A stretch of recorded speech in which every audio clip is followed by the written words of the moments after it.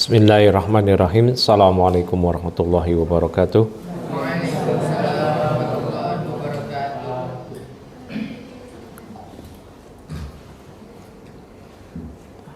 Alhamdulillahi wassalatu wassalamu ala rasulillah wa ala alihi wa sahbihi wa sallama tasliman katsira wa asyhadu an la ilaha illallah wahdahu la syarikalah wa asyhadu anna Muhammadan abduhu wa rasuluhu, amma ba'd.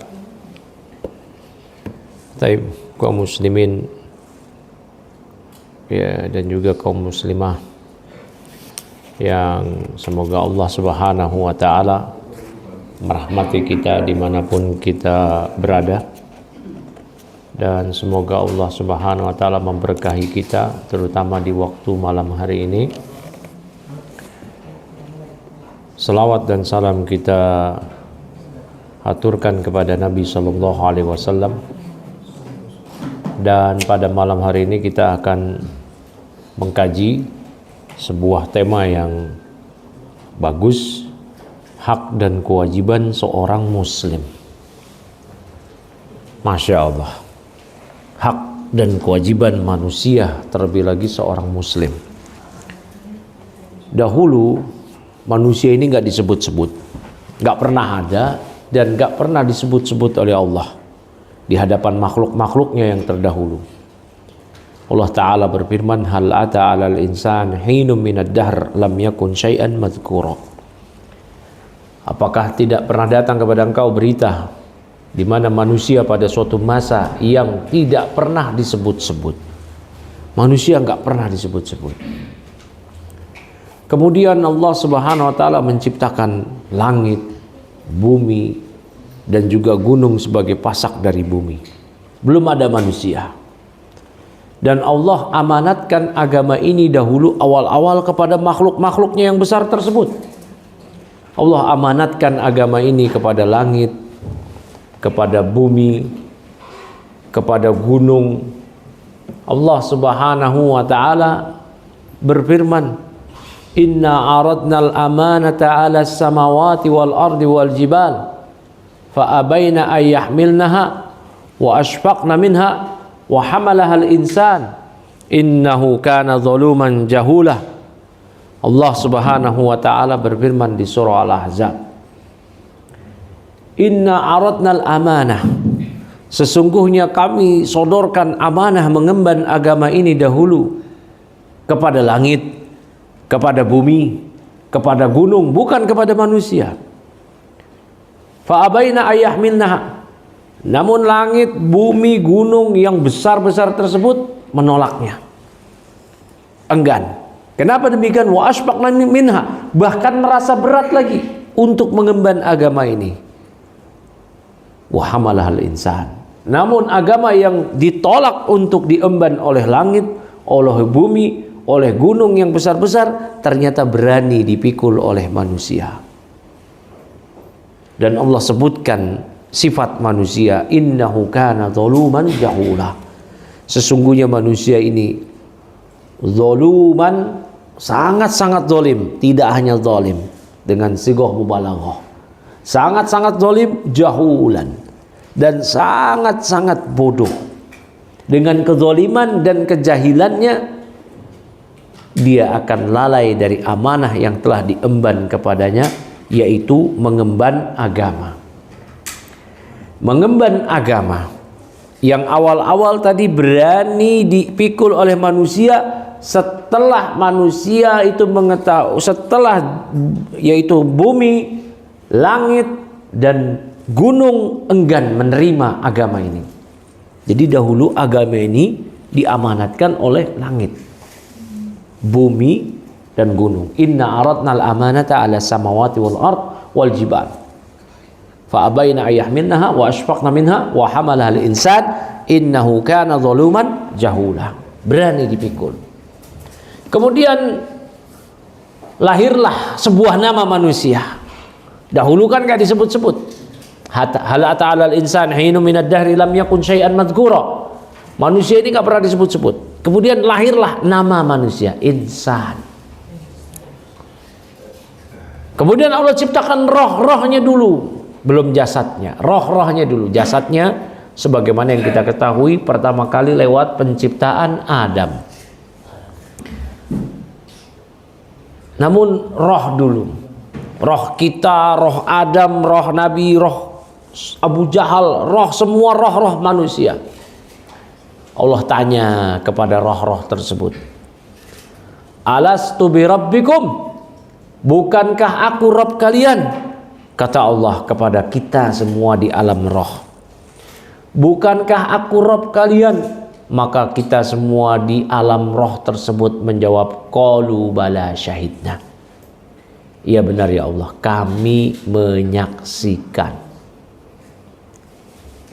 Kemudian diciptakanlah Adam beserta istrinya dan lahirlah kita semua.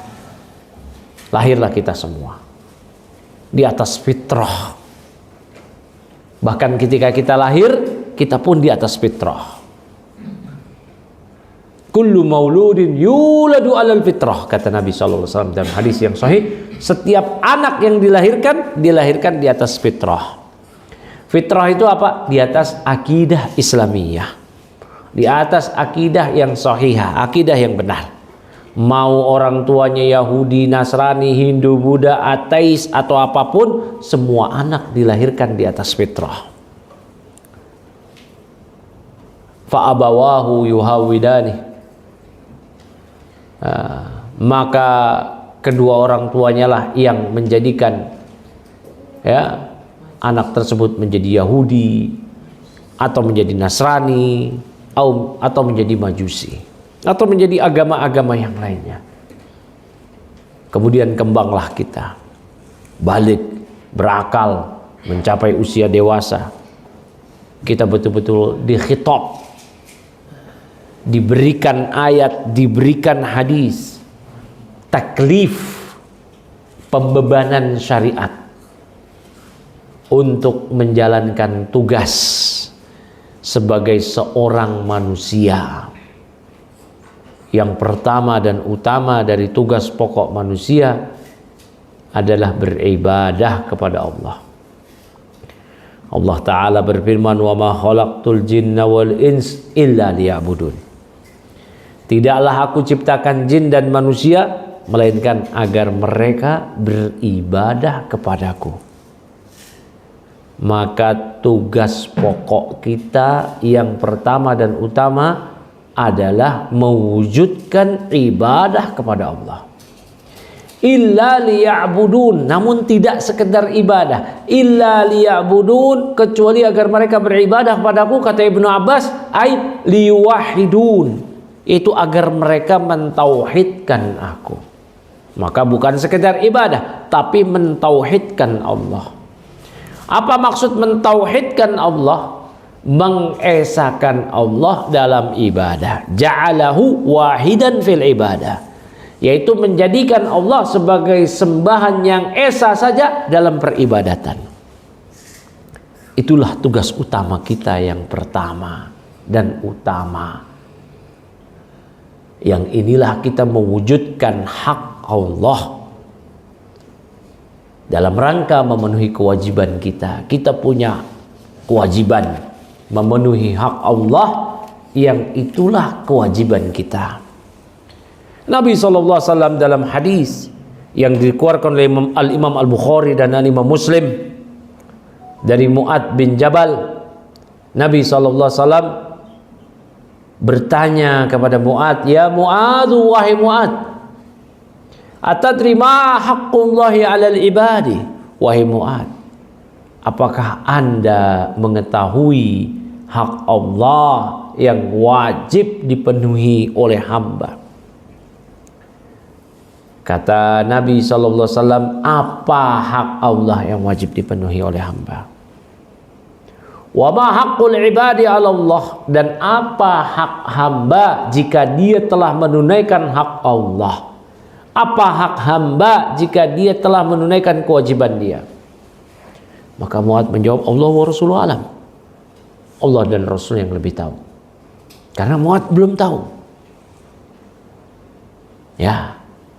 Maka kalau kita ditanya kita tidak tahu, kita jawab Allahu a'lam. Jangan kita gegabah menjawab sesuatu yang kita tidak tahu ilmunya. Sebagaimana Mu'adz di sini.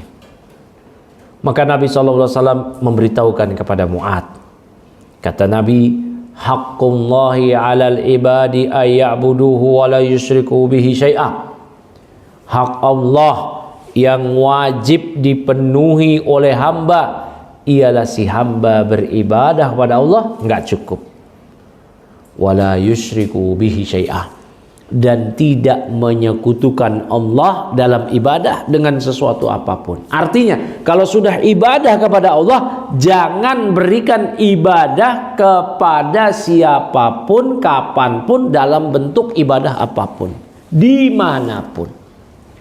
Karena ibadah adalah hak mutlak Allah yang tidak boleh berserikat, tidak boleh diberikan kepada selain Allah, hatta kepada Jibril, hatta kepada Rasulullah SAW, apalagi kepada selain keduanya. Ya, Jibril dan Nabi SAW adalah dua makhluk yang terdekat dengan Allah. Ternyata tidak boleh kita memberikan ibadah kepada keduanya. Maka inilah hak Allah yang wajib kita penuhi sebagai seorang hamba. Bicara hak dan kewajiban. Hak manusia apa? Kewajibannya apa? Tadi kewajibannya mewujudkan peribadatan hanya kepada Allah dan tidak memberikan ibadah peribadatan tersebut kepada selain Allah. Itu kewajiban dari manusia. Lantas apa hak manusia jika telah menunaikan kewajiban Allah, jika telah memenuhi hak Allah sebagai Rabbnya? Kata Nabi SAW, wa haqqul ibadi 'ala Allah, sedangkan hak manusia jika dia telah memenuhi hak Allah, alla yu'adziba man la yusyriku bihi syai'a, yaitu Allah tidak akan mengazab orang yang tidak menyekutukannya, tidak menyekutukan Allah, tidak berbuat syirik kepada Allah dengan sesuatu apapun. Namun perlu digarisbawahi di sini, dipahami di sini. Hak manusia kalau sudah menunaikan hak Allah tidak seperti pemahaman kita dalam berjual beli. Kalau berjual beli begini, misal saya sebagai pedagang, Bapak sebagai pembeli. Saya jual handphone. Bapak kasih saya harga uang, misalkan saya jual harga handphone ini 1 juta. Bapak kasih saya 1 juta, Bapak menunaikan kewajiban Bapak sebagai pembeli, maka saya menunaikan kewajiban saya sebagai penjual. Ini namanya al-istihqaq muqabalah. Ya, yaitu keberhakan yang talazum, yang konsekuensinya kalau si A sudah memenuhi hak si B, maka si B harus memenuhi hak si A. Itu muamalah antar makhluk. Tapi kalau kita telah memenuhi kewajiban kita sebagai hamba, memenuhi hak Allah, itu bukan seperti itu. Ya, bukan seperti itu. Lantas apa makna sabda Nabi SAW tadi?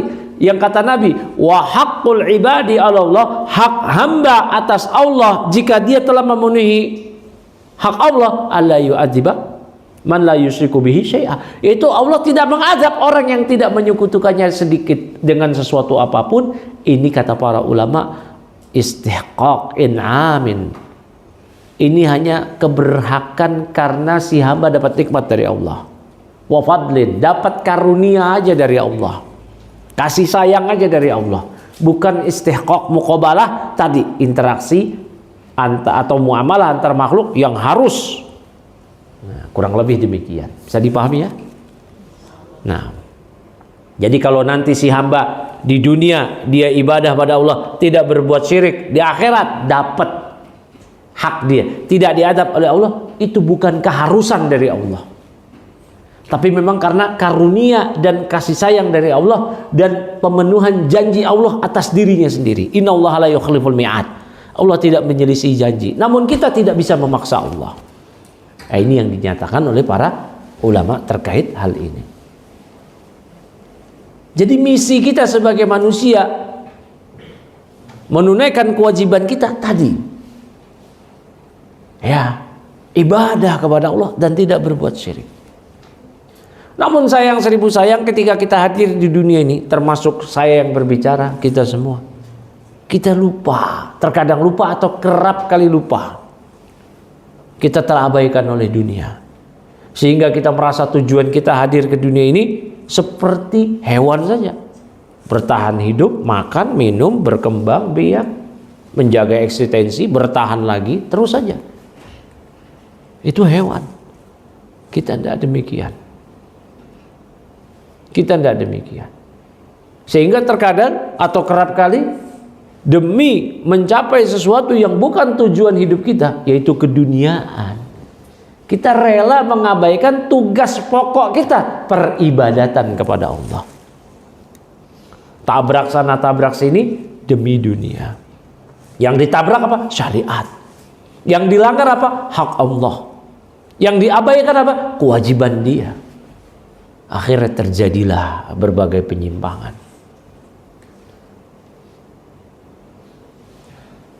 Sebagian orang ketika dia ibadah, dia merasa bahwa dia tidak berkewajiban ibadah.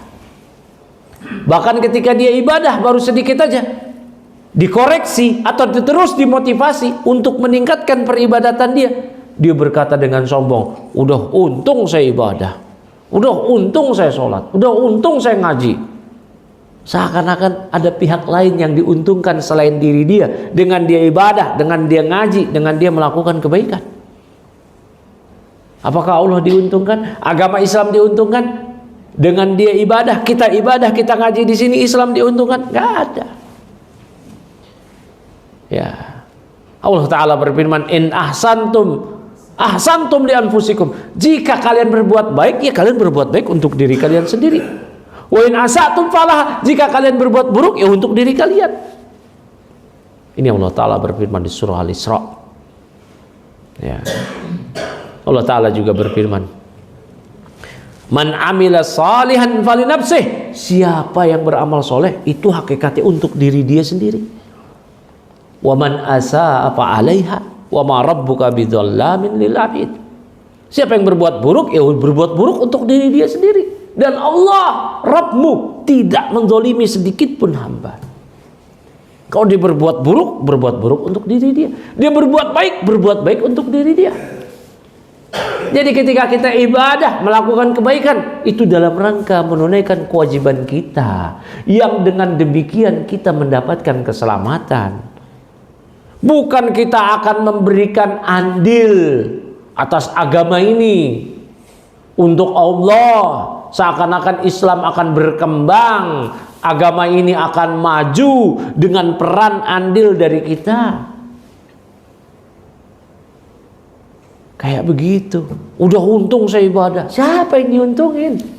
Udah untung saya ngaji, siapa yang diuntungin? Gak ada. Ya. Barakallahu fikum. Sekali lagi, Allah Ta'ala berfirman, wa man amila salihan falinafsih. Siapa yang beramal soleh, untuk diri dia sendiri. Allah Ta'ala berfirman, in ahsantum li anfusikum. Jika kalian berbuat baik untuk diri kalian sendiri. Kalau kita bersyukur, Allah Ta'ala berfirman, wa may yashkur fa innama yashkuru li nafsih. Siapa yang bersyukur, kan kewajiban kita bersyukur atas segala nikmat. Bersyukur itu untuk apa? Apakah kita mesti mengapresiasi Allah, terima kasih. Dengan demikian, ya kayak kita gitu, ada orang dikasih nggak tahu terima kasih, ini seakan-akan kita butuh terima kasih. Allah nggak demikian. Ketika kita bersyukur untuk diri kita, wa may yashkur fa innama yashkuru li nafsihi. Siapa yang bersyukur, ya bersyukur itu untuk diri dia sendiri. Kata Musa kepada Bani Israel, yang Allah rekam ucapan Musa ini di Al-Quran, qala Musa berkata kepada Bani Israel, in takfuru antum wa man fil ardi jami'an fa innallaha laghaniyyun hamid. jika kalian semua dan seluruh manusia yang ada di muka bumi ini semua kufur nikmat, nggak mau bersyukur, fa innallaha laghaniyun hamid, maka Allah tetap maha kaya, nggak butuh kalian semua, maha terpuji. Jadi ketika kita melaksanakan perintah itu untuk diri kita sendiri. Allah Ta'ala berfirman mengenai kewajiban haji, walillahi 'alan nas hajjul bait man istata'a ilaihi sabila. Kewajiban bagi manusia atas Allah haji ke Baitullah. Siapa? Bagi yang mampu. Yang mampu fisik dan mampu finansial.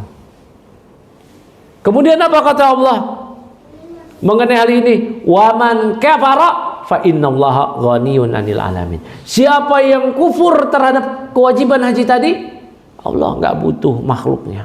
Karena ketika orang yang mampu dia berhaji, itu untuk menyelamatkan diri dia sendiri, bukan untuk menambah kekuasaan Allah. Bahkan dalam hadis qudsi ialah Nabi SAW langsung meriwayatkan dari Allah.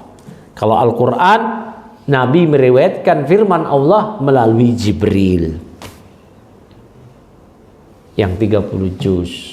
Kalau hadis qudsi, Nabi langsung dari Allah. Bedanya apa? Kalau hadis qudsi dengan Al-Quran, Al-Quran mutawatir. Mutawatir itu terjamin keabsahannya. Kalau hadis qudsi ada yang doib, ada yang sahih, ada yang hasan. Bertingkat-tingkat derajat keabsahan dari hadis qudsi tadi. Kalau Al-Quran dibaca satu huruf 10 pahala. Hadis qudsi enggak. Kalau Al-Quran ya, man qara'a harfan min kitabillah falahu hasanah wal hasanatu bi asyri amsalihha. Siapa yang membaca satu huruf Al-Quran dilipat gandakan jadi 10 kali lipat. Dia dianggap membaca satu, dia mendapat satu hasanah dianggap dilipat gandakan 10 kali lipat. Kalau kita baca hadis qudsi enggak demikian. Memegang mushaf pendapat jumhur mesti dalam keadaan tohara. Kalau hadis qudsi, kumpulan hadis qudsi tidak, dan seterusnya. Di antara perbedaan Al-Quran dan hadis qudsi. Dan Nabi SAW meriwayatkan dari Allah hadis qudsi ini dengan sanad yang sahih. Kata Nabi, Allah Ta'ala berfirman, kata Allah, ya ibadi, wahai hamba-hambaku, lau anna awwalakum wa akhirakum wa insakum wa jinnakum kanu ala rajulin wahidin minkum, wahai hamba-hambaku, seandainya orang pertama kalian Adam sampai orang terakhir kalian, bayi yang terakhir lahir di menjelang hari kiamat, jinnya juga, dari jin pertama Allah ciptakan sampai jin yang terakhir, semuanya, manusianya, jinnya, dia semuanya itu bagaikan satu orang itu dari sekian miliar atau sekian triliun, Allahu alam jumlahnya, itu bagaikan orang yang paling bertakwa di antara kalian. Siapa yang paling bertakwa? Rasulullah SAW. Semuanya kayak Nabi semua. Kita ini kayak Nabi, ini ibu-ibu semua kayak Nabi, kita ini semua kayak Nabi. Apa kata Allah? Ma zada dzalika fi mulki syai'an. Itu enggak menambah kekuasaanku sedikit pun. Kalau kita beribadah, juhud, bersungguh-sungguh dalam ibadah, siapa yang diuntungkan? Diri kita sendiri. Allah? Enggak. Kemudian kata Allah lagi, ya ibadi law anna awwalakum wa akhirakum insakum wa jinnakum kanu ala afjari qalbi rajulin wahidin ma naqasa dzalika min mulki syai'ah. Seandainya manusia, makhluk pertama kalian, yang terakhirnya, jinnya, manusianya, semuanya berada seperti kolbu orang yang paling fajir, paling jahat, semuanya kayak Fir'aun, semuanya kayak Abu Jahal, andai semua makhluk semua kayak Fir'aun semua, itu enggak mengurangi kekuasaan Allah sedikit pun. Berarti jelaslah ketika kita beribadah untuk diri kita sendiri, maka jangan sombong dengan mengatakan sudah untung saya ibadah. Siapa yang diuntungkan? Udah untung saya mau ngaji, siapa yang diuntungkan?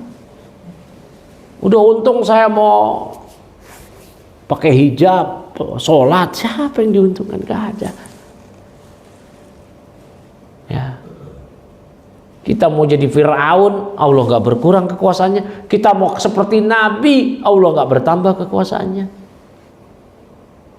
Maka memang kita yang membutuhkan ibadah. Ya, maka kita yang membutuhkan ibadah. Jadi harus tahu tujuan hidup.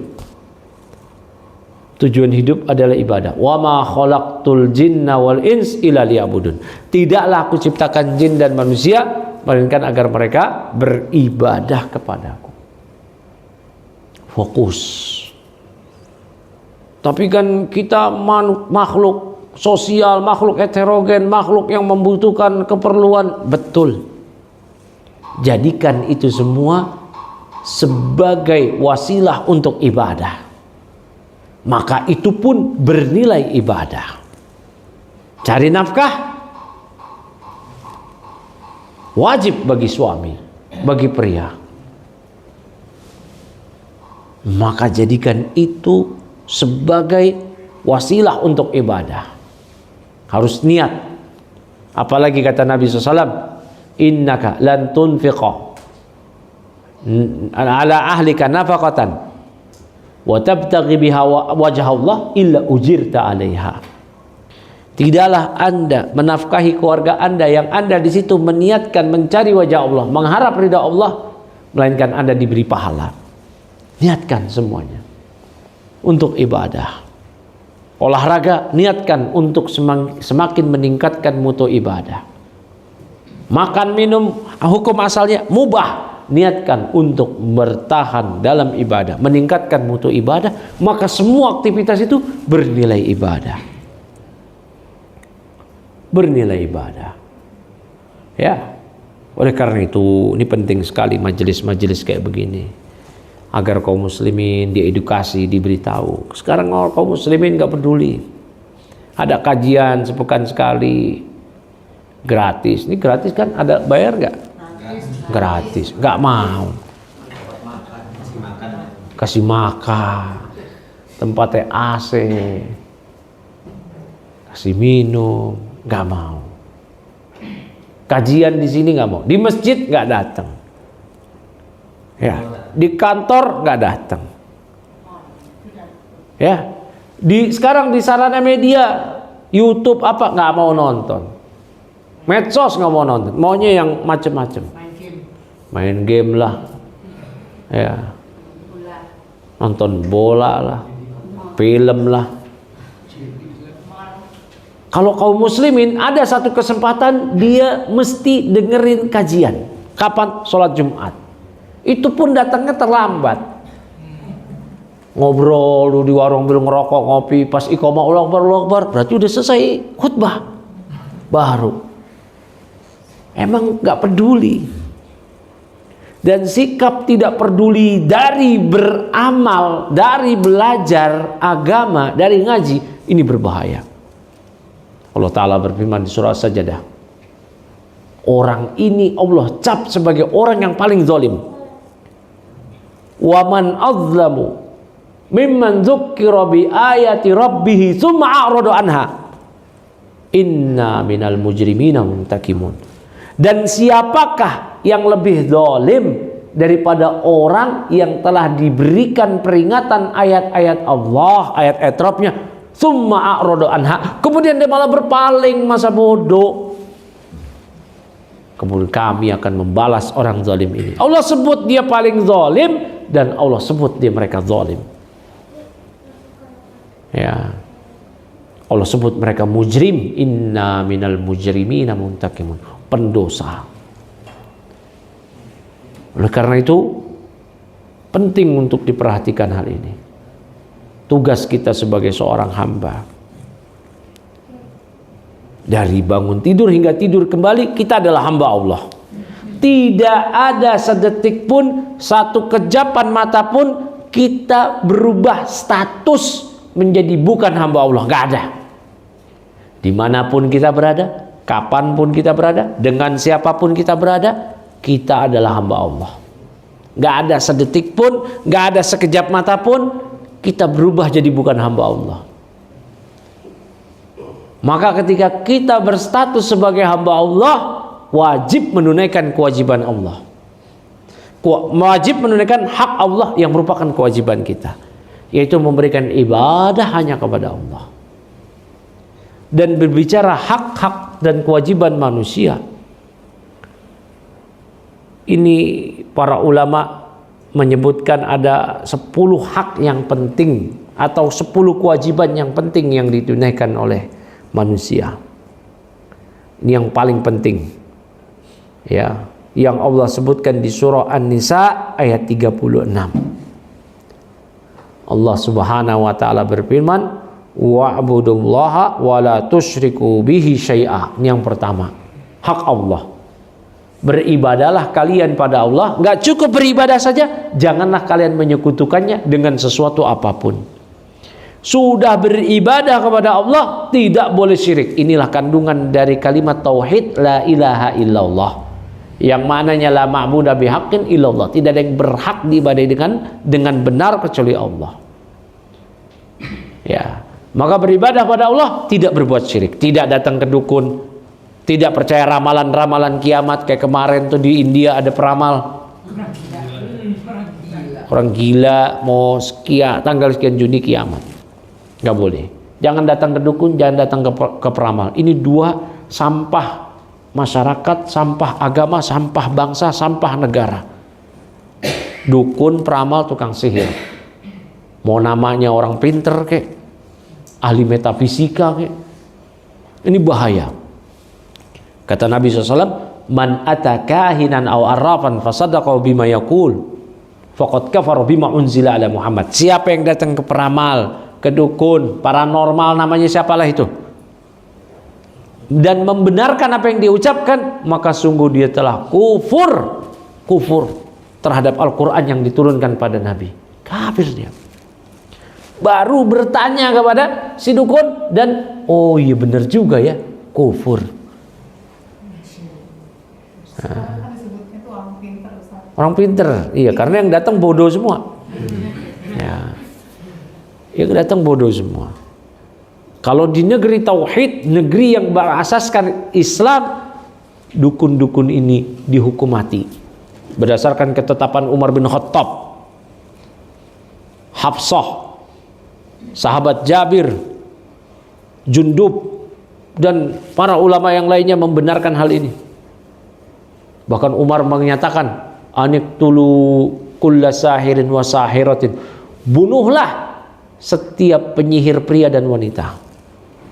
Umar memerintahkan kepada setiap gubernurnya.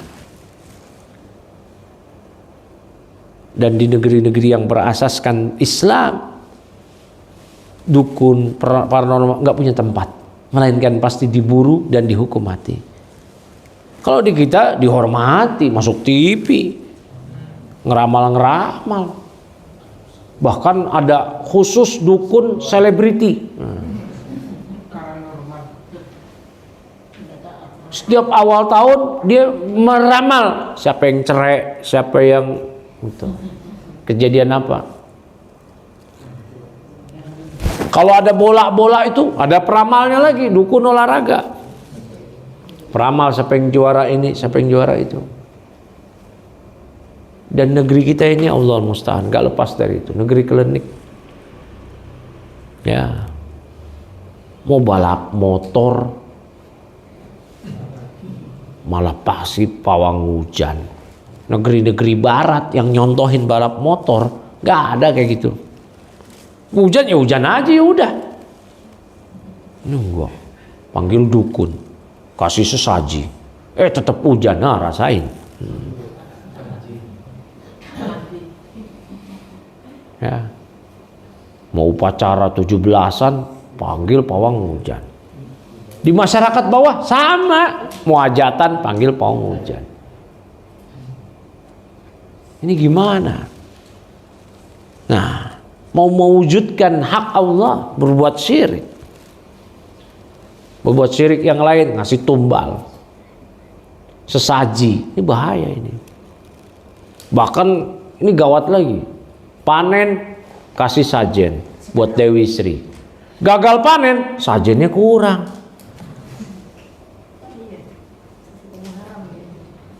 Lagi nggak apa-apa, kasih sajen buat jin. Gunung Merapi, kasih sajen lagi. Gawat. Bangun jalan, kasih pala kerbau, kasih pala kambing. Gitu terus. Bahkan sebagian dibungkus dengan budaya. Larung saji, sedekah laut, sedekah bumi. Bungkusnya adalah budaya, kearifan budaya lokal. Tambah lagi yang harus dilestarikan. La haula wala quwwata illa billah. Ada ustaznya lagi tuh, pakai berdoa tuh ustaz. Dukun itu, Pak. Tidak itu ustaz. La haula wala quwwata illa billah. Ini kita memang demikian ini. Dan kita ini mewujudkan hak Allah, kewajiban kita hidup di Indonesia ini lebih berat dibanding kaum muslimin yang misalnya di Saudi. Kita ini lebih berat. Ya, tantangannya lebih berat. Bener nggak? Iya, Pak. Begitu kan? Coba aja Bapak Ibu pulang kampung, lihat tuh praktek-praktek syirik itu. Kita ingkari, dianggap kita yang menyimpang. Dianggap kita yang menyimpang. Ada Kami satu surau, Ustaz. Hah? Kalau satu surau itu ngapain? Nyuci keris. Kirap itu dibesarkan. Mau biar apa kerisnya dicuci? Kalau nyuci keris aja ya nggak apa-apa kalau buat mau nyembelih apa. Antum kan tukang sembelih. Tapi kalau punya keyakinan malam ini dicuci maka akan begini akan begitu. Nah ini kelenik. Ini khurafat. Ya. Ini khurafat. Kalau keyakinan cuci keris, ya memang mau dicuci aja nggak masalah. Diasah. Tapi kalau punya keyakinan begini begitu itu khurafat. Ya. Nah ini mewujudkan hak Allah yang baru tadi aja. Tadi di surah An-Nisa ayat 36 ada 10 hak manusia, ada 10 kewajiban manusia yang paling besar. Baru satu ini aja udah berat, pontang-panting kita ngadepinnya. Ya, wa'budullaha wa la tusyriku bihi syai'a. Beribadalah kalian hanya pada Allah dan janganlah kalian menyekutukannya dengan sesuatu apapun. Ini aja kita udah pontang-panting menghadapinya. Ini berat. Makanya kita membutuhkan bantuan Allah. Banyak-banyak doa Bapak Ibu. Ya muqallibal qulub, tsabbit qalbi ala dinik wa tsabbit qalbi ala taatik. Banyak-banyak doa ini. Ya Allah yang membolak-bolakkan hati, tsabbit qalbi ala dinik, tetapkan, teguhkan kolbuku di atas agamamu. Wa tsabbit qalbi ala taatik, teguhkan kolbuku di atas ketaatan kepadamu. Selepas sholat kita juga banyak-banyak doa. Allahumma a'inni ala dzikrika wa syukrika wa husni ibadatik. Ya Allah tolonglah aku. Allahumma a'inni ala syukrika, untuk senantiasa bersyukur pada Engkau ya Allah. Allahumma a'inni ala dzikrika, untuk senantiasa mengingat Engkau. Untuk senantiasa bersyukur pada Engkau.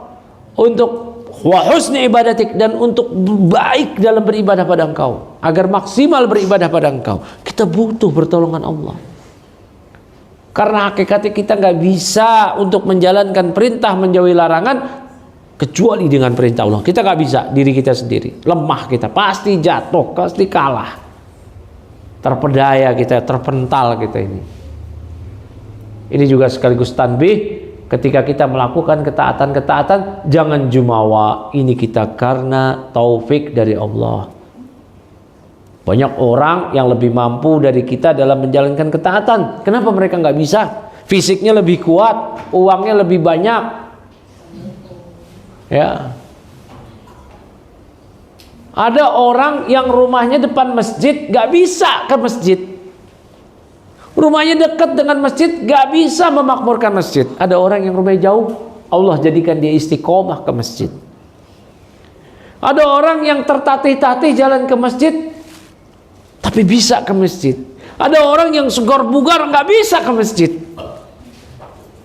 Berarti bukan faktor kemampuan secara fisik, kesempatan, peluang, finansial, enggak. Tetapi karena Allah yang menggerakkan. Taufik dari Allah. Hidayah taufik. Makanya banyak-banyak bersyukur ini juga. Jangan jumawa, jangan berbangga dengan pencapaian ibadah yang di mata kita besar padahal di sisi Allah kecil. Ya. Tiap subuh Nabi berdoa. Yang ini kita juga mesti berdoa dengan ini. Ya Hayyu ya Qayyum bi rahmatika astaghis aslih li sya'ni kullah wa la takilni ila nafsi tarfata ainin. Ya Allah, ya Hayyu, ya Qayyum, yang maha berdiri, yang maha hidup, yang maha Qayyum, yang berdiri sendiri, menghidupi, mengatur hamba-hambanya. Birahmatika, dengan rahmatmu ya Allah. Astaghis, tolonglah aku ya Allah. Aslih li sya'ni kullah, bereskanlah segala urusanku. Wala takilni ila nafsi tarfatain. Janganlah engkau serahkan diriku, urusanku kepada diriku sendiri walau sekejap mata pun. Jangan serahkan ya Allah urusanku kepada diriku walau sekejap mata. Karena seorang muslim itu senantiasa terikat kepada Allah dalam tawakalnya dan sikap bergantung dia kepada Allah. Jadi nggak ada yang bisa kita jalan sendiri. Makanya keluar rumah bismillahirrahmanirrahim. Keluar rumah tuh kita ucapnya apa? Bismillahirrahmanirrahim. Bismillah, dengan nama Allah. Alaihi tawakkaltu. Aku bertawakal kepada Allah. Bismillahirrahmanirrahim. Aku bertawakal hanya pada Allah. La haula wala quwata illa billah. Tidak ada daya dan upaya kecuali dengan pertolongan dari Dia. Itu baru keluar rumah. Naik kendaraan, kita bilang lagi, walaupun kita bisa naik mobil, bisa naik motor, kita mengatakan lagi doa, subhanalladzi sakhkhara lana hadza wa ma kunna lahu muqrinin wa inna ila rabbina lamunqalibun. Maha suci Allah yang telah memudahkan, menundukkan ini untuk kami. Sebelumnya kami enggak mampu. Menundukkan kendaraan ini untuk kita jadi mampu. Dan seterusnya. Banyak-banyak berdoa Bapak Ibu untuk menunaikan hak Allah, kewajiban kita ini kita tunaikan. Banyak-banyak berdoa pada Allah. Ini yang pertama. Ini hak yang paling besar, hak Allah yang wajib kita wujudkan. Sebelum kita wujudkan hak makhluk. Jangan sampai kita salah prioritas. Kita upayakan mewujudkan hak makhluk tapi mengabaikan hak Allah. Ada orang yang berupaya mati-matian semaksimal mungkin mewujudkan hak pasangannya.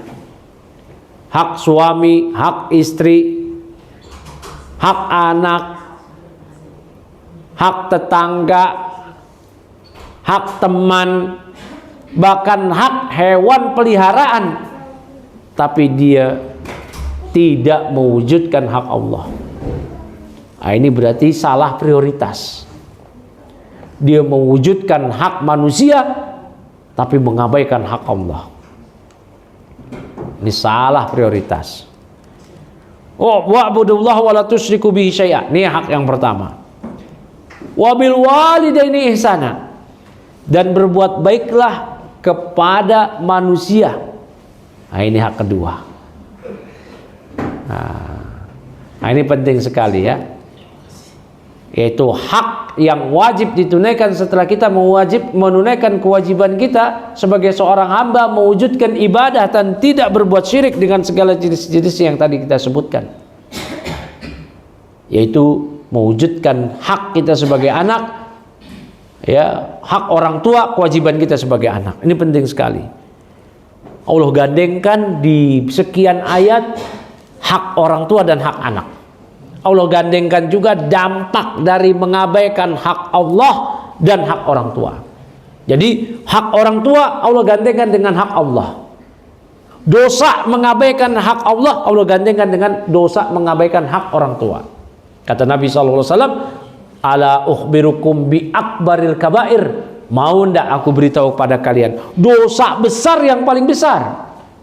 Qalu bala ya Rasulullah. Kata para sahabat, mau ya Rasulullah. Kata Nabi SAW, asyirku billah wa uququl walidain.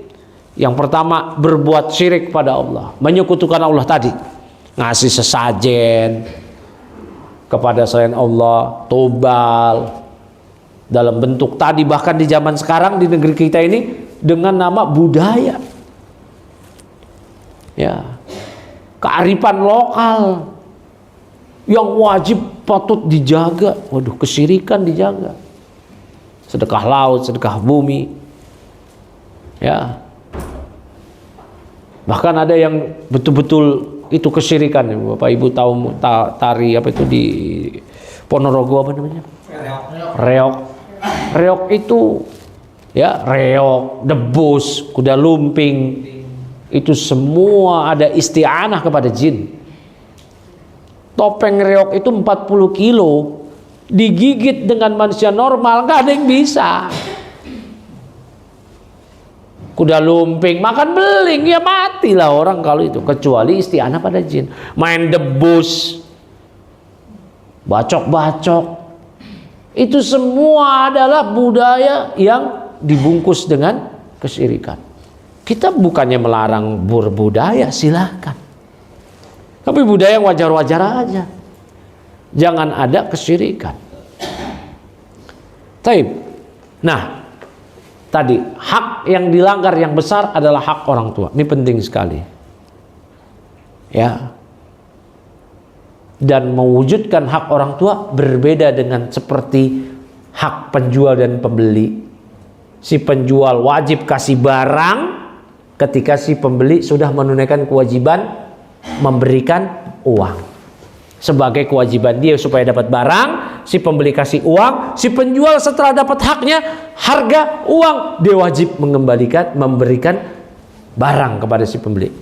Muamalah manusia dengan orang tuanya enggak bukan seperti itu.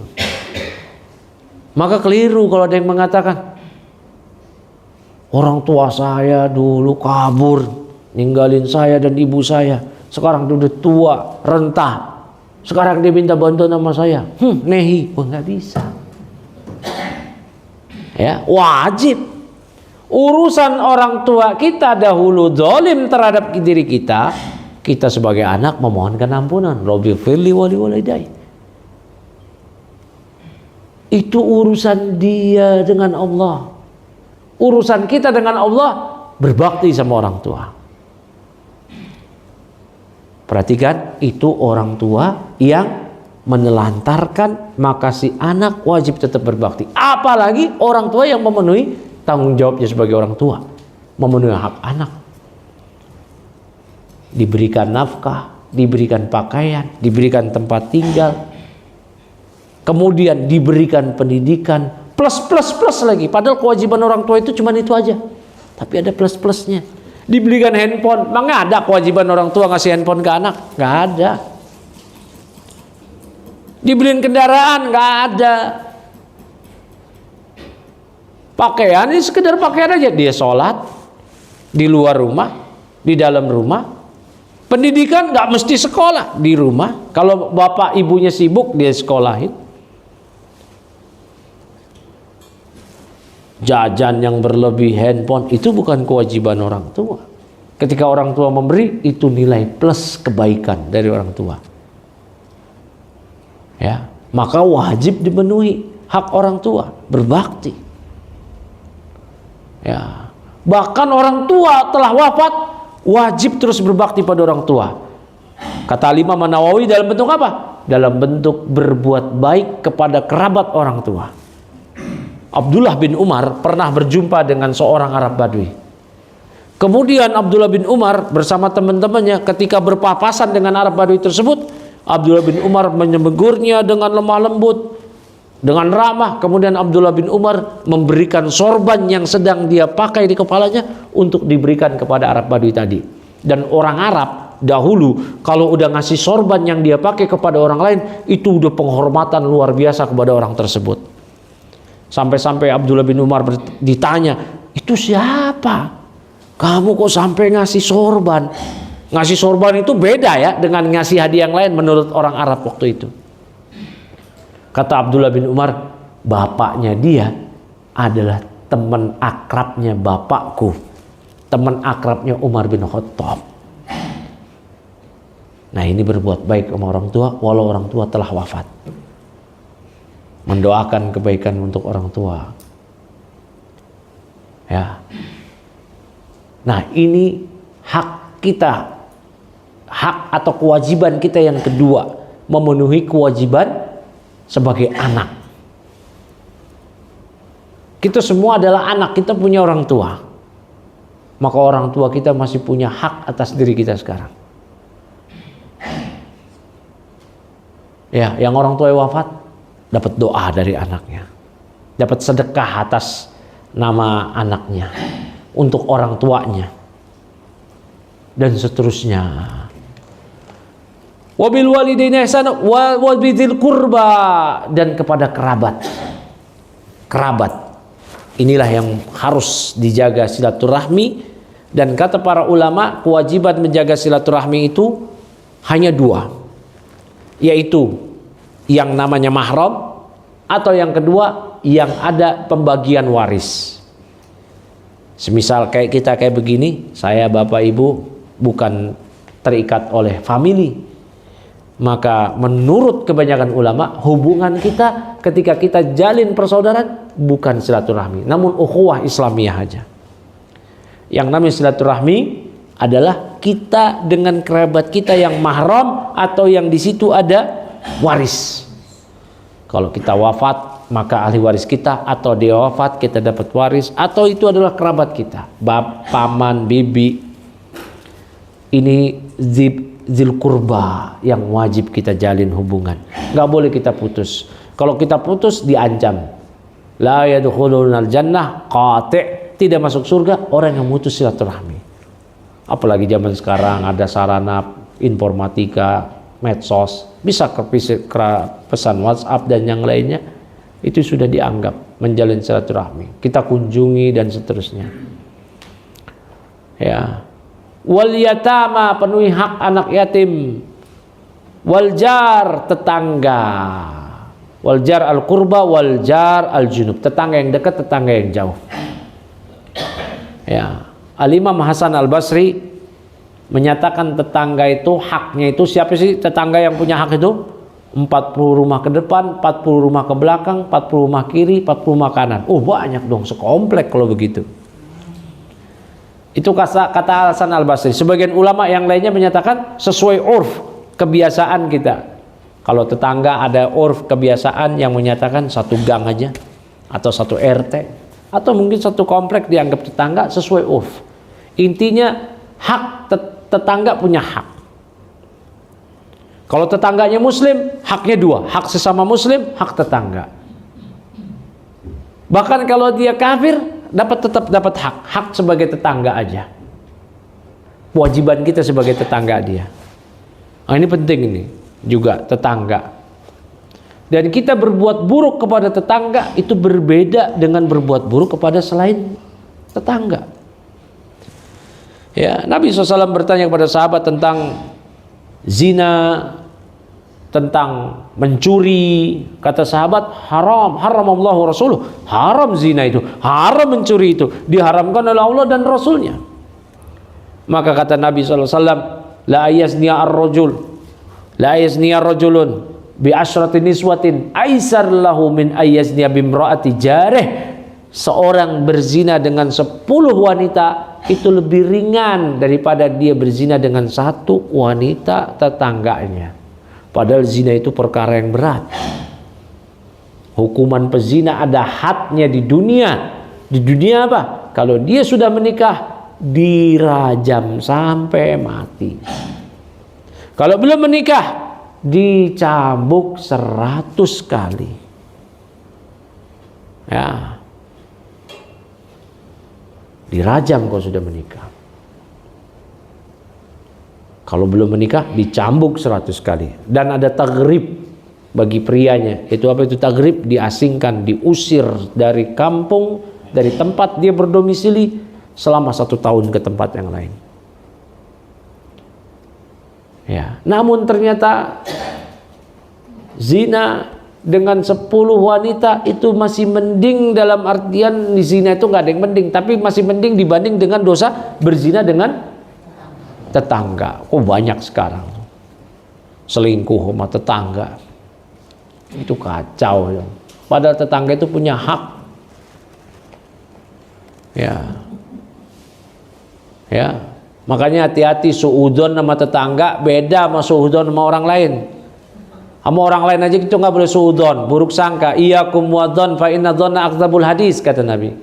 Hati-hati kalian buruk sangka. Buruk sangka itu sedusta-dusta ucapan. Menggibahi tetangga itu beda sama gibah orang lain. Gibah orang lain aja udah berat. Hasad sama tetangga beda sama hasad orang lain. Hasad sama orang lain itu berat. Tetangga itu jangan main-main. Makanya Jibril senantiasa mewasiati Nabi tentang tetangga. Kata Nabi, ya, mazala Jibril yusini bil jar hatta dhanantu annahu sayuwaris. Jibril senantiasa mewasiatkan aku tentang tetangga sampai-sampai aku menyangka tetangga ini bisa dapat warisan nih. Ya, saking besarnya hak tetangga. Ya. Maka sikap kita terhadap tetangga adalah pertama, memberikan kebaikan. Apakah kebaikan lisan, kebaikan tindakan, dan kebaikan hati. Kebaikan hati kita husnudzon sama tetangga.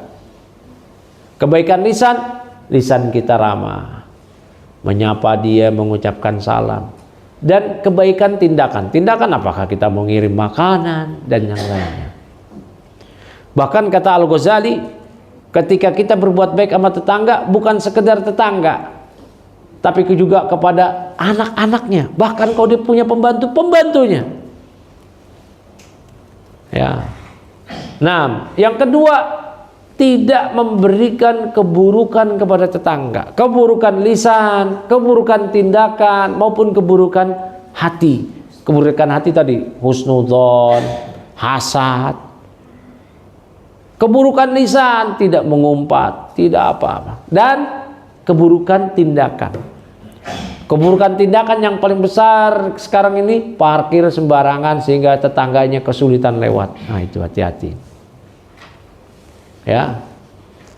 Nah, dalam hadis yang sahih, ketika Nabi SAW menjelaskan cabang-cabang keimanan, kata Nabi, ya, di antara tanda keimanan itu adalah, kata Nabi, imatatul adza anit thariq, menyingkirkan gangguan dari jalan, itu adalah keimanan.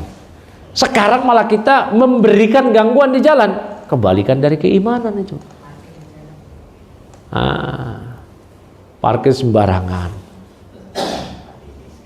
Perhatikan ya Bapak Ibu, kita beli rumah, rumahnya 60. Yang kita beli batasnya cuma itu aja, jalanan kita beli. Ya, kita kan nggak beli tuh jalanannya ya. Gotnya nggak beli. Kalau got itu sekedar jembatan lah, itu pun bukan punya kita, biar kita bisa lewat. Jadi kita beli rumah atau ngontrak rumah 60 tanahnya, jalanan enggak. Ya kalau parkir sesekali karena nanti keluar lagi atau nanti dimasukin, ya jamak lah kalau orang Bekasi bilang. Tapi kok permanen, kasih kanopi, gimana ceritanya? Jemur baju lagi situ. Jangan mengganggu. Ya. Mengganggu. Hati-hati, Bu. Kata Nabi SAW, man akhoda, ya, shibron minal ard, siapa yang ngambil sejengkal tanah yang bukan hak dia, tuwi qayaumul qiyamah bisab'i aradin, nanti dia akan dipikulkan di hari kiamat 7 lapis bumi. Pakai 2 karung aja pasir udah berat, 1 truk kita ke kubur, apalagi 1 bumi, 7 lapis bumi, gara-gara urusan sejengkal. Nah, ini hak tetangga, ini bahaya ya. Nah, yang ketiga, sikap kita terhadap tetangga, berbuat baik, tidak memberikan keburukan. Yang ketiga, bersabar atas keburukan tetangga. Tetangganya kalau berbuat buruk, apakah lisannya, tindakannya, sikap kita gimana? Kalau kita masih bisa bersabar, bersabar aja. Kecuali keburukannya itu yang kelewatan, ya udah kita laporkan ke yang punya otoritas, Pak RT, RW. Tapi kalau masih bisa bersabar, bersabar aja. Ya. Al Hasan Al Basri, sebagaimana dikutip oleh Al Hafidh Ibnu Rajab di Jamil Ulum wal Hikam, mengatakan, ya, kata beliau terkait respon kita atas perbuatan buruk tetangga, ya, kata beliau, ya, innama ya laisa husnul jar, ya, bukanlah berbuat baik kepada tetangga tidaklah terbatas kepada, ya, kafal adza, tidak memberikan keburukan, gangguan pada tetangga, bukan itu aja. Walakinna husnal jar ihtimalul adza, namun yang hakiki berbuat baik kepada tetangga adalah ketika kita mampu bersabar atas keburukan tetangga. Wow, ini levelnya udah ma'rifat hakikat ini. Nah, udah berat.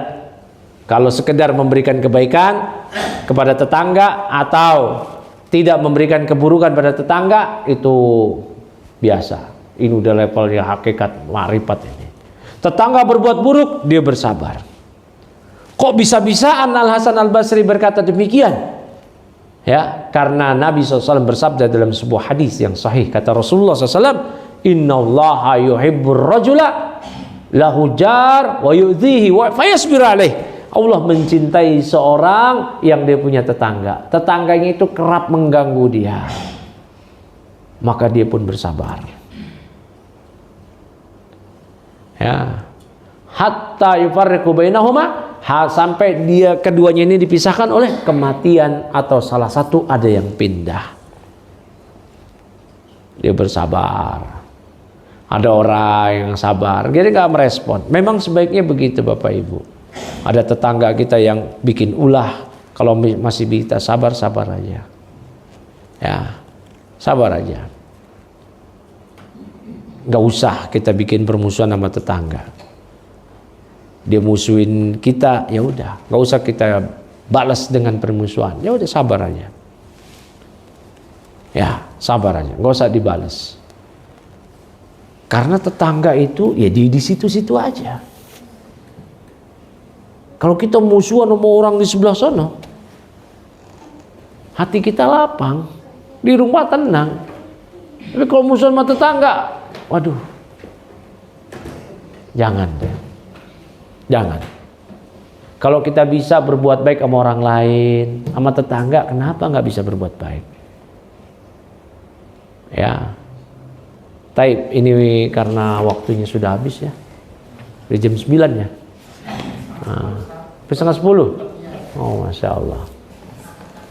Ya, mungkin apa soal jawab kali ya sisanya. Tapi berhubung ada Ustadz Mundir, nanti Ustadz Mundir yang jawab kali. Ya mungkin dari Bapak Ibu silakan, kalau ada yang mau ditanya. Tafadhol.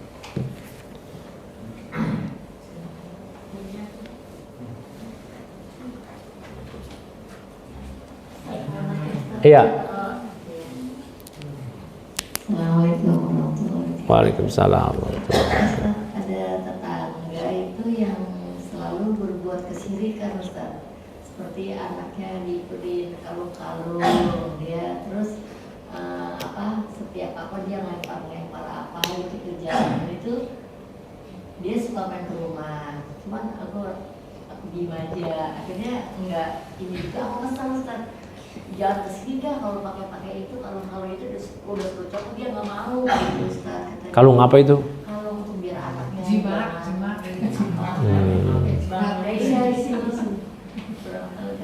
Masya Allah. Terus saya itu jangan kesini lagi kalau masih pakai gitu, itu gimana Ustaz, boleh? Ya.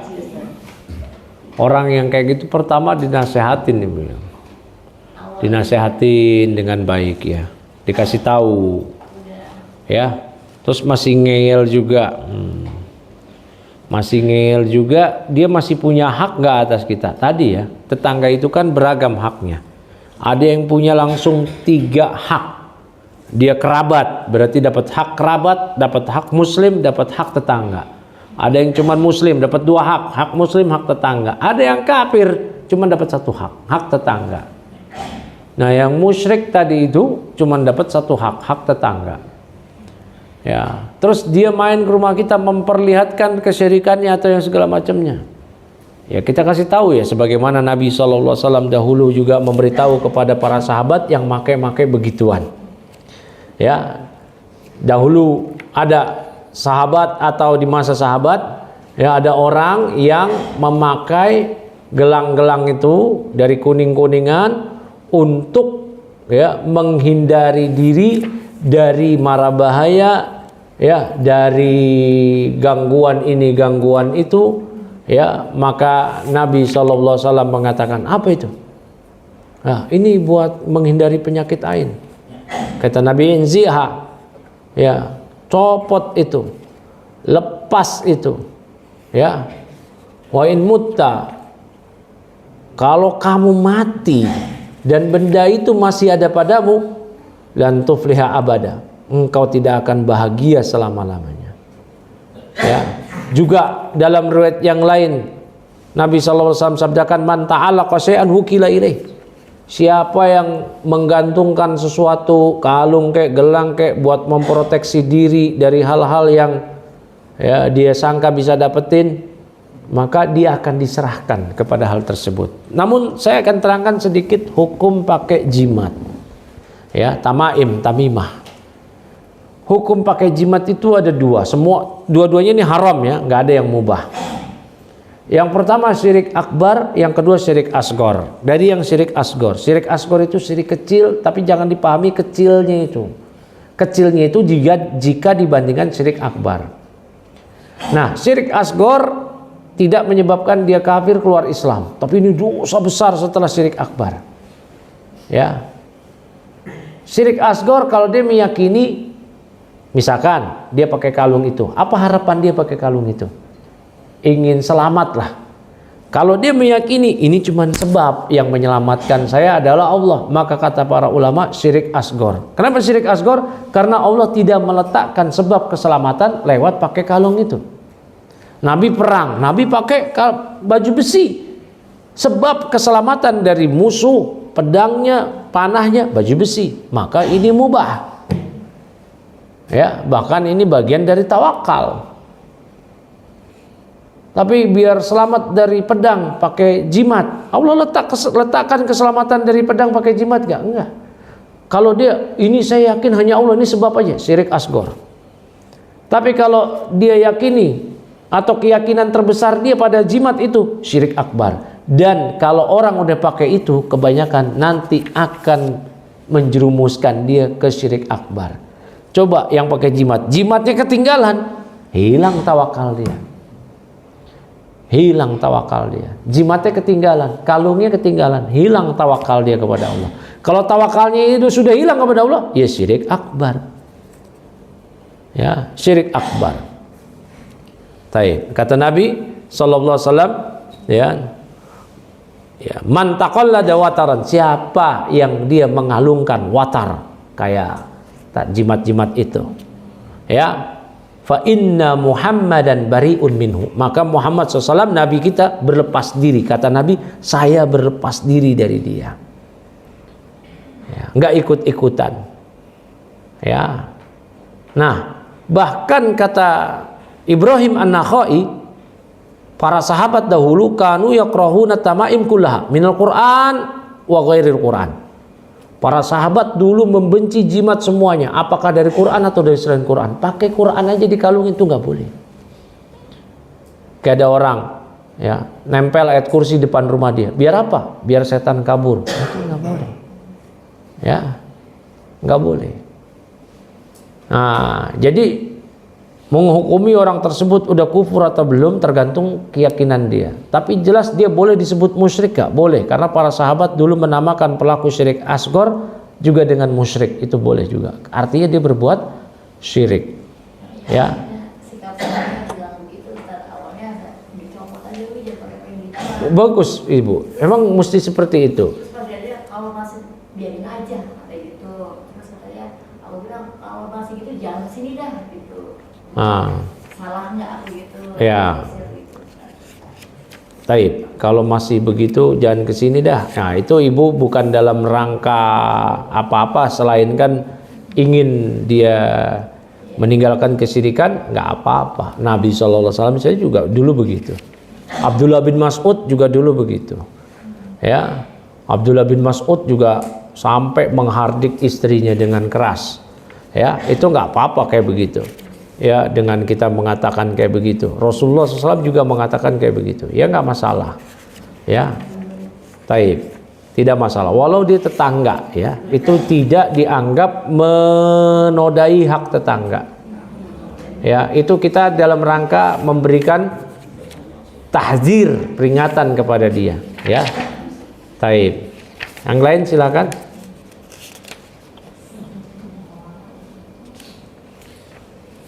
Ya, karena dulu Nabi nggak pernah basa-basi Bu kalau sama yang pakai gitu-gituan. Ya, Nabi ngeliat ada orang yang pakai gelang, buat apa itu? Buat nyelamatin diri dari penyakit ain, penyakit mata, nggak ada kayak gitu. Kata Nabi, inziha fa innaha la taziduka illa wahnan. Copot itu, karena itu nggak nambah apa-apa buatmu kecuali kelemahan aja. Ya, fa inna kalau mutta wa hiya alaik maaflah abada, kata Nabi lagi. Kalau kamu mati itu masih ada di tanganmu, kamu nggak bahagia selamanya. Ya, jadi Nabi nggak pernah basa-basi terhadap hal tersebut. Ya, jadi sikap ibu udah benar, daripada ibu basa-basi diem aja, malah ngomong di belakang, lebih bagus itu. Ya, ya, mungkin kedepannya dijelasin ibu. Ya, mungkin dia merasanya kenapa ini? Nah, bilang aja tuh syirik gitu.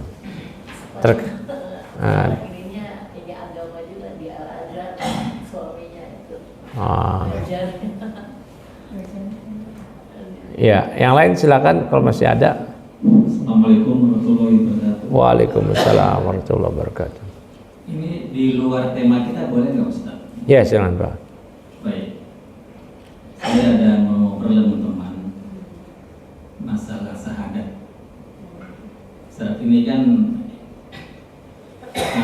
legalnya kita Islam ya. Dia bertanya, kapan Nabi Muhammad itu bersyahadat? Apa dia bersyahadat apa enggak? Tolong jelaskan untuk saya, tapi melalui dalil. Nah, itu dulu Ustaz. Yang pertama, Nabi SAW tidak pernah berbuat syirik. Yang kedua, Nabi SAW sejak sebelum masa kenabian senantiasa beribadah kepada Allah di atas risalah Nabi Ibrahim, yang orang-orang Arab Quraisy juga beribadah pada Allah di atas risalah Ibrahim, tapi dipenuhi dengan kesyirikan. Orang Arab kan bernazar, bahkan Umar bin Khattab di masa jahiliyah bernazar pada Allah mau itikaf di Masjid Al-Haram, dan ditunaikan setelah Islam. Orang Arab sejak dahulu haji, umroh, berdoa pada Allah. Bahkan Abu Jahal di perang Badar menjelang matinya dia berdoa sama Allah supaya dimenangkan dan kaum muslimin kalah. Berdoanya pada Allah. Ya, orang Arab Quraisy berdoa pada Allah, tapi juga berbuat syirik. Tapi kalau Nabi enggak. Bahkan ketika Nabi sudah tidak tahan, beliau mengasingkan diri uzlah ke gua yang terkenal, gua Hira. Jadi Nabi SAW enggak pernah berbuat syirik. Nabi SAW senantiasa beribadah pada Allah. Ya, maka apakah Nabi sudah Islam sebelum diangkat menjadi Nabi pun? Iya, sudah Islam. Sebagaimana Waraqah bin Naufal, kerabat dari Khadijah. Ya, taib. Kemudian apakah Nabi kemudian diutus jadi Nabi? Muhammad SAW diutus jadi nabi dengan surah Al-Alaq, Iqra. Kemudian belum dakwah, diangkat menjadi rasul dengan surah Al-Mudaththir. Ya ayyuhal mudaththir qum fa'anzir wa rabbaka fakabbir wa thiyabaka fatahhir war rujza fahjur. Diangkat jadi rasul, dakwah. Kemudian beliau menyerukan dalam dakwah pertama beliau apa? Ya ayuhan nas qulu la ilaha illallah tuflihu. Wahai sekalian manusia, ucapkanlah la ilaha illallah, niscaya kalian akan beruntung. Protes Abu Jahal, protes Abu Lahab. Ya. Mereka semua kemudian mengatakan, aja'alal alihatan ilaha wahida inna hadza la syai'un ujab. Apakah orang ini, maksudnya Nabi kita Muhammad SAW, hendak menjadikan sembahan kita banyak, nyembah Allah, nyembah ini, nyembah itu, cuman jadi satu aja, nyembah Allah aja. Inna hadza la syai'un ujab. Ini sangat aneh. Jadi kalau ditanya sejak kapan Nabi SAW mengucapkan la ilaha illallah, ya sejak sebelum beliau diutus menjadi Nabi dan Rasul. Bahkan ketika Nabi dan Rasul, menjadi Nabi dan Rasul, beliau mengajak manusia untuk mengucapkan la ilaha illallah. Ya. Taib. Kemudian syahadat keduanya Muhammad Rasulullah gimana? Bahkan fase Mekah yang dijelaskan oleh para ulama, fase Mekah itu belum ada amal-amal soleh. Fase Mekah itu, di antara dakwah yang difokuskan oleh Rasulullah SAW ialah memurnikan peribadatan hanya pada Allah, meninggalkan kesyirikan. Yang kedua, menanamkan kepercayaan kepada musyrikin Quraisy tentang hari kiamat. Karena musyrikin Quraisy itu tidak percaya hari kiamat. Ya. Makanya di surah Makkiyah, terutama juz 30 itu penanaman tentang hari kiamat, juz 30. Amma yatasaaluna 'anil naba'il 'adzim alladzi hum fihi mukhtalifun idza syamsu kuwirat idza samaa'un fatarat idza zulzilatil ardu zilzalaha al-qari'ah mal qari'ah. Itu semua berbicara tentang hari kiamat di juz 30. Ya. Nah, yang ketiga, inti dakwah dari Nabi di Mekah yang dikatakan oleh para ulama tadi apa? Memurnikan ibadah hanya pada Allah, meninggalkan kesyirikan. Yang kedua, menanamkan keimanan pada hari kiamat. Yang ketiga, yaitu mendakwahkan kepada musyrikin Quraisy bahwa beliau adalah utusan Allah. Ini yang diingkari oleh musyrikin Quraisy. Makanya ketika perjanjian Hudaybiyah, ya, musyrikin Quraisy gak terima ketika ditulis di nota perjanjian tersebut, Nabi SAW memerintahkan Ali, tulis, uktub, ya, Muhammad Bismillah, Muhammad Rasulullah. Musyrikin Quraisy enggak terima. Bismillahirrahmanirrahim.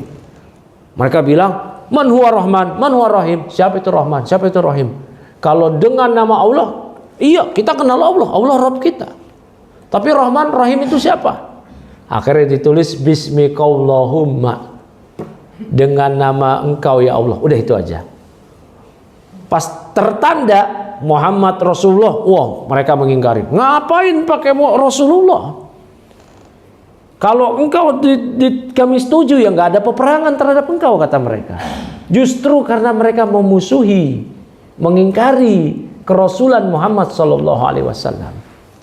Dan Rasulullah SAW bersabda, umirtu an uqatilan nas hatta yaqulu la ilaha illallah wa anna Muhammadar Rasulullah wa yuqimu shalah wa yu'tu zakah fa idza fa'alu dzalik asamu minni dima'ahum wa amwalahum illa bihaqqiha wa hisabuhum 'ala Allah. Kata Nabi apa? Aku diperintahkan oleh Allah untuk memerangi manusia hingga mereka mengucapkan la ilaha illallah wa anna Muhammadar Rasulullah. Aku adalah Muhammad Rasulullah. Wa yuqimu shalah wa yu'tu zakah, hingga mereka salat, hingga menunaikan zakat. Fa idza fa'alu dzalik, kalau mereka sudah melakukan itu, asamu minni dima'ahum wa amwalahum, terjagalah dari diriku darah dan harta mereka. Wa hisabuhum 'ala Allah, hisab mereka di sisi Allah. Saya dijawab belum ya sebenarnya. Mas maksud itu mungkin ada hadis atau apa gitu, bahwa Rasulullah ini waktu ini dia mengatakan ini gitu. Mengatakan apa itu? Yang mengatakan isinya itu syahadat itu. Sejak di Mekah sudah mendakwahkan la ilaha illallah Muhammad Rasulullah dan mempersyaratkan keislaman seseorang dengan la ilaha illallah dan mengakui beliau adalah Rasul Allah. Baik. Lanjut saya lanjutkan. isinya kan aku bersaksi tidak Tuhan selain Allah. Dan di pembahasan saya ini kisah itu kata-kata saya bersaksi. Bersaksi ini kan kalau kita di hukum dunia ini kan saksi itu apa yang saya lihat, saya dengar, saya rasakan. Ini konteks saya bersaksi dalam syahadat, tolong sedikit diuraikan saksi dalam konteks syahadat gitu. Persaksian yang pertama yang diinginkan agar kita menjadi muslim, persaksian diucapkan dengan lisan, dibenarkan dengan kolbu, dan konsekuensi dalam amalan. Ini yang diinginkan, idealnya. Namun dihukumi seorang itu cukup aman, dia tidak dibunuh, tidak dianggap sebagai orang kafir, cukup dengan lisan. Munafik di zaman Nabi bersyahadat dengan 2 kalimat syahadat. Nabi tahu nggak mereka bohong-bohongan munafik? Nabi tahu. Bahkan turun ayat Al-Baqarah ketika munafik masih ada. Turun ayat Al-Quran, judulnya namanya apa? Surah Al-Munafikun. Apa ayat pertama surah Al-Munafikun? Idza ja'akal munafiquna qalu nashhadu innaka la rasulullah wallahu ya'lamu innaka la rasuluh wallahu yashhadu innal munafiqina lakadzibun. Di surah Al-Munafikun ayat pertama. Idza ja'akal munafiqun, ketika munafik datang kepada engkau wahai Nabi, mereka mengatakan, nashhadu, kami bersaksi innaka la rasulullah. Kami bersaksi engkau adalah Rasulullah. Wallahu ya'lamu innaka la rasulullah. Allah tahu engkau adalah Rasulnya. Wallahu yashhadu innal munafiqina lakadzibun. Dan Allah mempersaksikan munafik itu dusta. Tapi karena yang dibutuhkan untuk selamat harta, darah, tidak dibunuh, hanya ucapan, hanya amalan lahiriah, maka mereka tidak dibunuh. Makanya rukun Islam amalan lahiriah, syahadat, sholat, zakat, puasa, haji.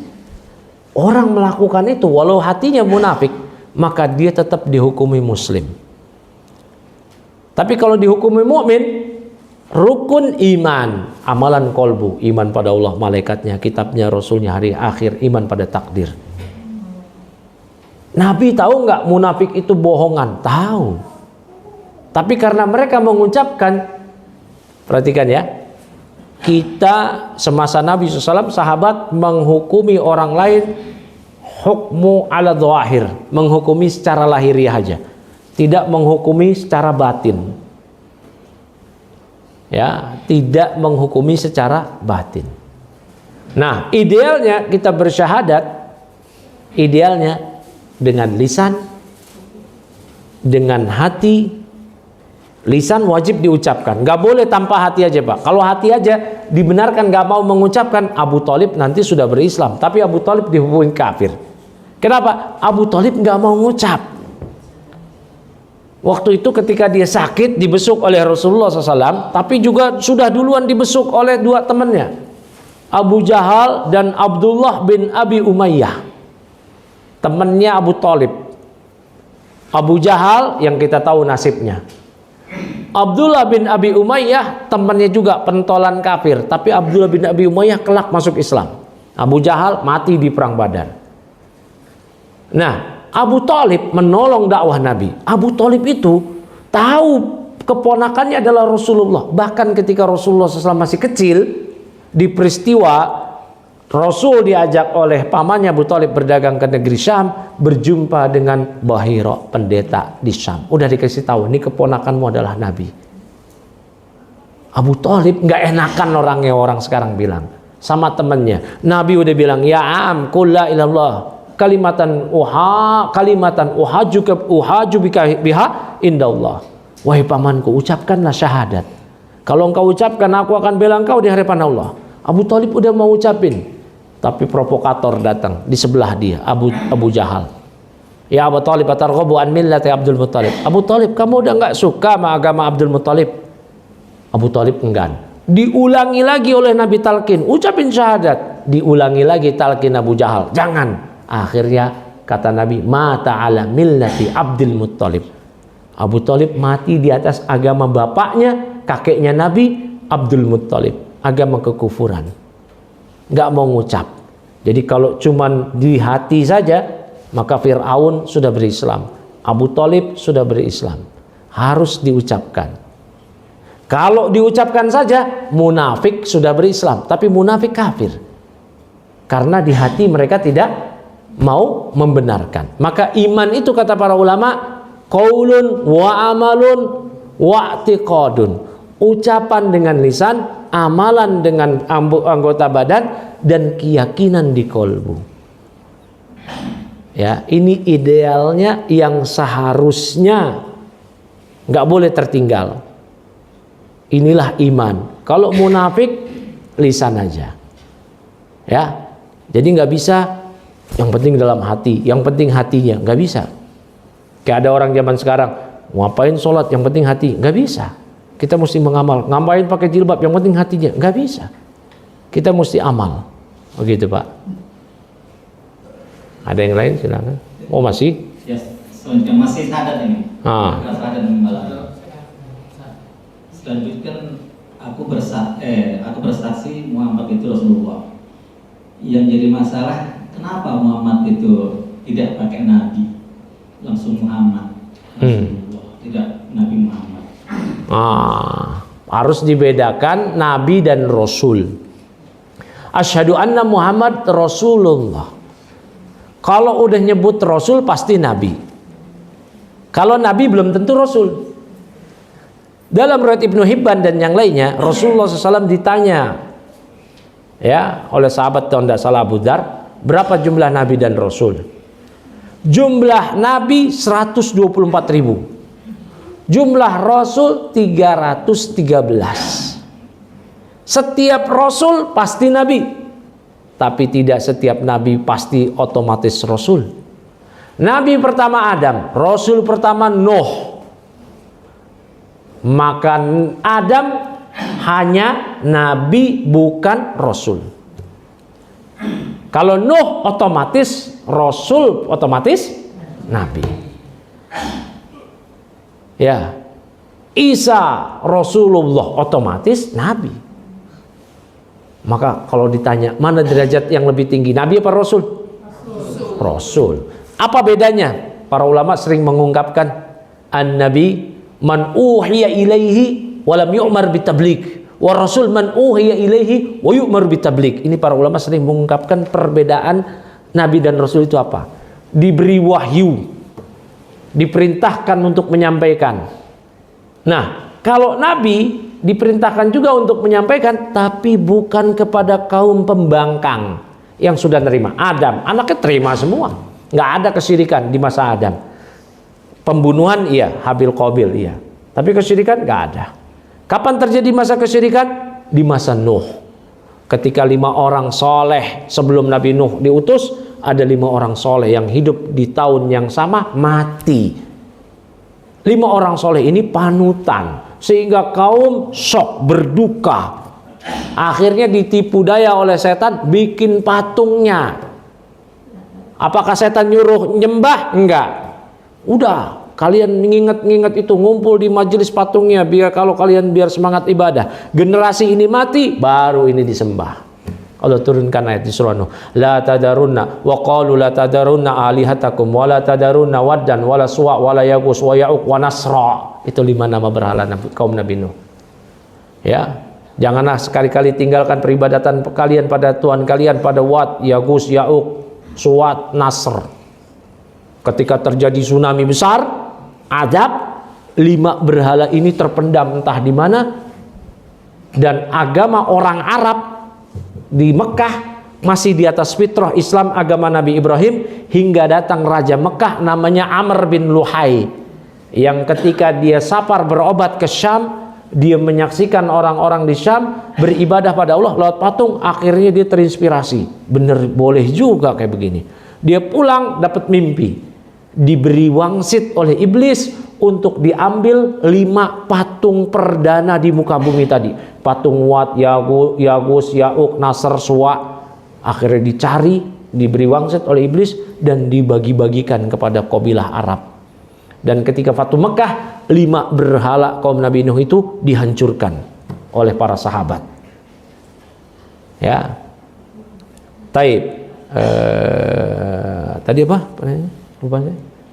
Nah ya, kenapa kita nggak bersaksi? Karena ketika mencukupkan aku bersaksi Muhammad adalah Rasulullah, itu udah mencakup Nabi. Ya. Nah, sekarang apa makna aku bersaksi Muhammad adalah Rasulullah? Apa maknanya? Jangan sebut maknanya ya aku bersaksi Muhammad Rasulullah. Bukan itu maknanya. Yang diterangkan oleh para ulama, makna dari syahadat Muhammad Rasulullah, perhatikan ini. Tasdiquhu fima akhbar, membenarkan apa yang beliau kabarkan. Ta'atuhu fima amar, mentaati apa yang beliau perintahkan. Wajtinabu ma naha anhu wa zajar, menjauhi apa yang beliau larang dan beliau cegah. Wa alla yu'badallahu illa bima syara'a, dan Allah tidak diibadahi kecuali dengan apa yang beliau syariatkan. 4 ini. Ya. Jadi seorang muslim yang mengatakan asyhadu anna Muhammad Rasulullah, berarti dia wajib membenarkan apa yang Nabi sabdakan, melaksanakan apa yang Nabi perintahkan, menjauhi apa yang Nabi larang dan Nabi cegah, dan dia tidak boleh beribadah pada Allah melainkan dengan syariat Nabi Muhammad SAW. Kalau ada zaman sekarang, oh saya ikutin Khidir, nggak bisa, kufur dia Pak. Ya, Khidir udah wafat. Kalau ada Khidir zaman sekarang, wajib ikut sunnah Nabi. Dan Khidir udah wafat, nggak mungkin Khidir masih hidup. Kalau Khidir masih hidup, di perang Badar wajib ikut. Di perang Tabuk, sahabat aja yang nggak ikut hampir terancam munafik. Ka'ab bin Malik 40 hari tidak diajak bicara oleh Rasulullah SAW, nggak dijawab salamnya. Kalau Khidir masih ikut, wajib ikut perang Tabuk. Dan kalau Khidir masih ada, wajib beribadah sesuai sunnah Rasulullah. Kata Rasulullah SAW apa? Lau kana akhi Musa hayyan ma wasi'ahu illa tibai. Seandainya saudaraku Musa masih hidup, dia nggak punya kelapangan, nggak punya pilihan kecuali dia mesti ikutin aku. Ya, karena Nabi kita Muhammad SAW diutus untuk seluruh manusia. Qul ya ayyuhan nas inni rasulullah ilaikum jami'ah. Katakan wahai manusia, aku adalah Rasul Allah untuk kalian semua.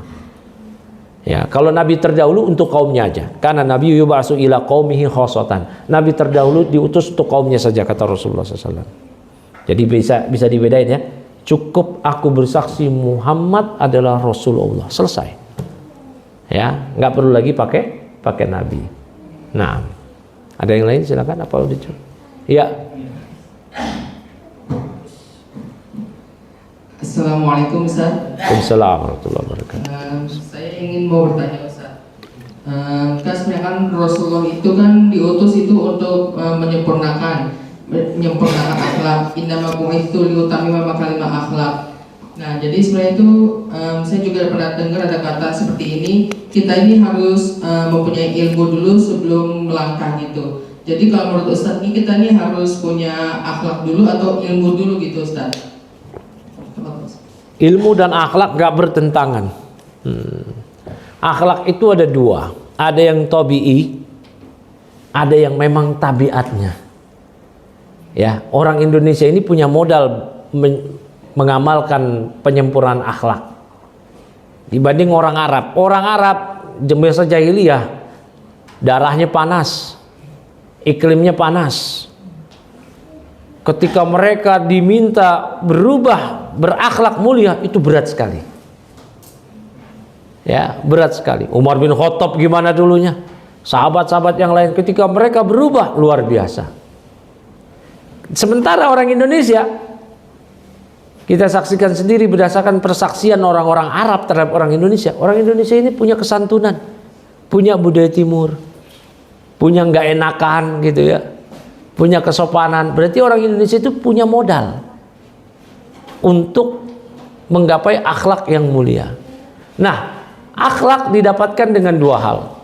Yang pertama dengan tabi'i, memang sudah Allah karuniakan, memang basicnya sudah ada, dan juga iktisabi, dia mesti cari, dia mesti upayakan. Ya, nah, apa yang didahulukan? Gak ada yang bertentangan, ilmu dan akhlak. Nah, kalau orang Arab dia harus tahu akhlak yang benar itu kayak apa. Berarti mesti berilmu supaya dia tahu ini yang selayaknya, ini nggak layak, ini yang bagus, ini yang nggak bagus, ini yang sopan, ini yang nggak sopan, ini yang sesuai dengan adab Islam, ini yang nggak sesuai. Dia mesti belajar, ya, dia mesti belajar. Kalau nggak tahu, ya dia tahu dari mana, ya. Dan orang Indonesia sudah punya modal, Ya, plus belajar dia akan tahu. Nah, sementara ini kita ini mungkin diantara Bapak Ibu ada yang sudah punya basic akhlaknya dari dulunya sudah bagus.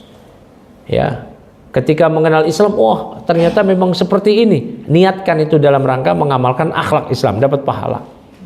Kalau niatnya cuman ini udah budaya saya, nggak dapat pahala. Ya, jadi jawabannya ya, apakah yang mana yang lebih utama, cari akhlak dulu atau cari ilmu dulu? Cari ilmu supaya berakhlak. Gimana dia tahu itu akhlak yang benar atau enggak? Gitu. Maka mesti belajar. Dan dahulu para ulama ketika mereka belajar kepada guru, mereka belajar akhlak dari si guru tersebut sebelum belajar ilmunya. Jadi dari akhlak terpancar ilmu. Lihat gurunya minum pakai tangan kanan, itu berarti ilmu. Ya, kan ilmunya ada tuh. Ya Kak, minum pakai tangan kanan. La ta'kulu bishimal wa la tasrabu biha fa inna syaitan ya'kulu wa yashrabu biha. Jangan kalian makan minum pakai tangan kiri karena setan makan minum pakai tangan kiri. Ya. Ketika gurunya ngantuk, ditutup pakai tangannya, tidak dibiarkan nguap. Dia ngelihat, itu berarti ngeliat ilmu, ngeliat akhlak gurunya. Kata Nabi apa? Idza tasaba ahadukum falyaruddu mastata'a. Kalau di antara kalian menguap, tutup semampunya karena setan tertawa. Ya, dan seterusnya. Tapi bisa dipahami ya. Nah. Tapi cukup kali ya. Udah 9:10 lewat ya. Bonus. Ya, subhanakallahumma bihamdik, asyhadu an la ilaha illa anta, astaghfiruka wa atubu ilaik. Assalamualaikum warahmatullahi wabarakatuh.